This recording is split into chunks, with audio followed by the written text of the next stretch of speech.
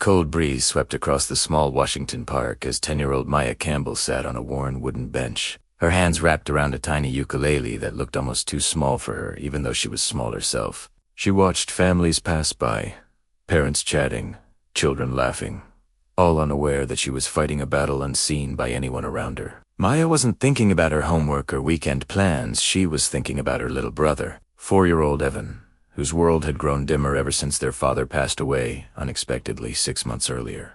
Maya's heart tightened when she remembered the way Evan clung to her that night, asking when their dad would come home. She didn't know how to explain loss to someone so young, so she did the only thing she could. She played music for him. Every night, she strummed her ukulele gently until Evan fell asleep, sometimes with small tears dried on his cheeks. She knew the melodies didn't heal everything, but they made him smilin'. Sometimes that was enough. When their school announced a neighborhood talent showcase called Hearts of Hope, Maya didn't consider performing. She wasn't interested in applause, and she didn't think she was good enough for a stage. But everything changed when Evan tugged on her sleeve at breakfast and whispered, "If you play music there, maybe Daddy can hear you from heaven." Those words pierced through every fear she carried. She realized this wasn't about talent, it was about love. That afternoon, Maya walked into the school gym, where sign-ups were yelled. The line wrapped around the stage, filled with kids practicing magic tricks, juggling, dancing, and belting out songs louder than the speakers. But Maya felt something different in her chest, not excitement, not fear, but purpose. She added a name to the list and wrote one more word next to it: Evan. When she returned home, Evan sat on the carpet surrounded by crayons, his tiny fingers gripping blue and yellow shades as he drew a big circle. Maya asked what it was, and Evan smiled, saying softly, "It's the sun. It comes back even when it goes away." Maya hugged him, realizing that even in his sadness, Evan still tried to see light. She promised herself she would help him feel that light again. Each day leading up to the event, Maya practiced under the old maple tree in their backyard. Leaves rustled above her as she played the melody she had written just for Evan, one that sounded like sunrise, warm and steady. Neighbors sometimes paused to listen, smiling at the gentle notes drifting over the fence. Maya didn't notice. She kept her eyes closed, imagining Evan's smile as she played. But the night before the event, Evan fell ill. His small body shook with fever, and he cried quietly, "Saijin, Ediden." To want Maya to leave him alone at home. Maya's heart shattered. She wanted to perform for him, but she didn't want to leave him behind. Their mother insisted she'd still go, promising to stay with Evan. But Maya refused, shaking her head firmly. "If Evan can't be there, then I won't go." Just as she was about to put away her ukulele that evening, Evan reached out from beneath his blanket and whispered hoarsely, "Please go. Play my song. Make Daddy proud." Those words pushed tears to Maya's eyes. He was so small, yet he wanted to give something to her: encouragement, hope, strength. Maya nodded, tucking him in gently before kissing his forehead. "I'll play it for both of you," she promised. The next morning, the gym buzzed with energy. Bright lights hung from the rafters. Parents filled the folding chairs, and kids practiced in every corner. Maya stepped inside, clutching her ukulele, feeling her heartbeat echo in her ears. She glanced at the empty seat where Evan was supposed to sit, wishing she could see his little legs swinging under the chair. She closed her eyes and whispered, "This is for you, buddy." When her turn came, Maya stepped onto the stage with trembling legs. The light seemed brighter than she expected, but she kept thinking about Evan's drawing of the sun. She took a deep breath and lifted her ukulele. The room quieted as her fingers touched the strings. Then she began to play. Her voice rose gently, soft but steady, carrying the words she had written late at night while thinking of Evan's small hands holding hers. The song spoke of loss, of love, of holding on when the world feels heavy. It spoke of tiny hands reaching for comfort, of nights filled with quiet tears, and of the bravery hidden in the smallest hearts.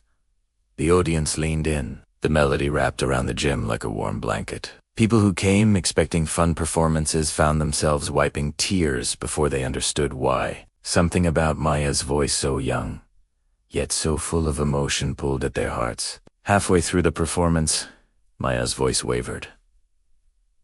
She thought of Evan at home, feverish but brave. But then, something unexpected happened.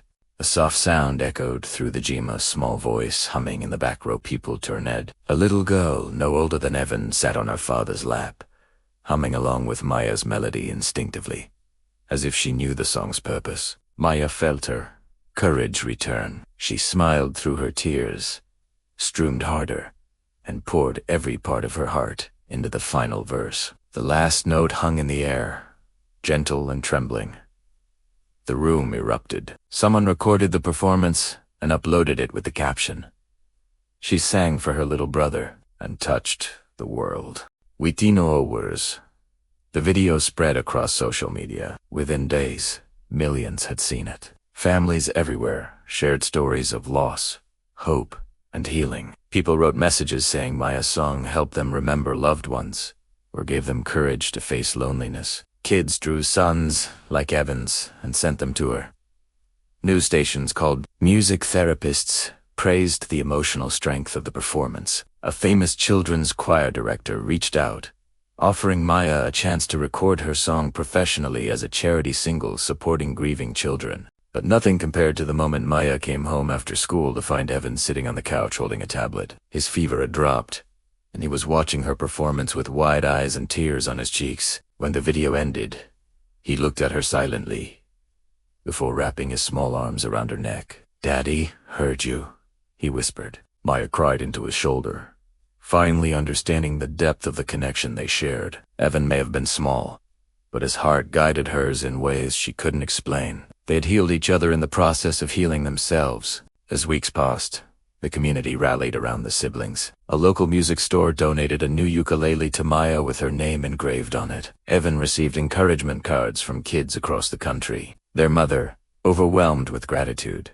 said that the world had shown her children what kindness truly looks like. Months later, Maya performed at a charity gala in Los Angeles. The stage was larger, the lights brighter, and the audience full of influential people. But when she stepped onto that big stage, she thought of Evan's tiny hand in hers, and her fear melted away. She performed the song again, stronger and more confident than ever. Near the end, she looked into the camera and said, "This is for anyone who feels small. You matter. Your heart matters. And even the youngest kids can change the world." The hall stood in applause. Evan watched from home, pumping his fist proudly, and thousands of people across America felt something warm blooming inside them, a reminder of the undeniable power of compassion and the innocence of children who give without expecting anything in return. Maya's song became an anthem for healing. Schools played it during assemblies. Parents shared it with their children. Hospitals used it to comfort young patients. The world didn't just hear her song, they felt her heart. And through all of it, Maya stayed the same girl who practiced under the maple tree, who soothed her brother's fears, who used music to bring light into dark places. She never chased fame, she chased hope. And she carried it wherever she went. In the quiet moments, long after the excitement faded, "Do you think Daddy is proud of us?" Maya smiled gently, strumming a soft chord. "I think he always was. But now the whole world is too." Their story became a symbol, a reminder that kindness doesn't come from age, and greatness doesn't come from talent alone. Sometimes, the most extraordinary acts are born from simple love, from tiny voices, from small hands reaching out to lift someone else. And that is why the world will never forget the siblings who turned a quiet song into a global moment of hope. Two young hearts who prove that even the smallest children can create something truly amazing.